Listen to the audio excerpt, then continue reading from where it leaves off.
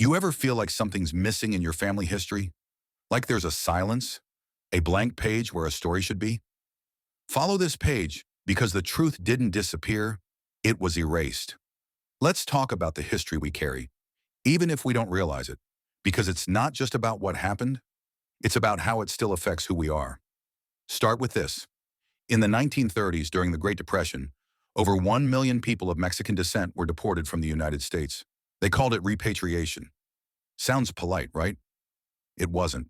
They kicked people out of their homes, jobs, schools, and shoved them on trains back to Mexico.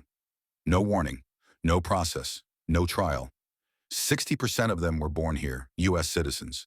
But none of that mattered. If you had brown skin and a Spanish last name, that was enough. Suddenly, your existence became a problem to be solved. So they removed you. Silently, violently, systematically. Imagine growing up American and being dumped in a country you'd never seen. Imagine losing your home, your identity, your place in the world, all because the country you were born in stopped seeing you as one of theirs. Now ask yourself, what would your family look like today if they hadn't been taken? Would you even be here? Or would you be on the other side of a border, a stranger to the place your blood still calls home? That pain didn't stop. It just changed faces. Rewind a few decades earlier, late 1800s to early 1900s. Mexicans in the American Southwest weren't just deported, they were lynched. Yes, lynched. Strung up from trees, dragged through streets, shot and left for dead. And most people have never heard about it. Why? Because they didn't want you to know. They wanted you to believe this was someone else's story, someone else's trauma. But it wasn't. This happened in places like Arizona, New Mexico, Texas, California, right where our families lived. Take Porvenir, Texas, 1918. 15 innocent Mexican men.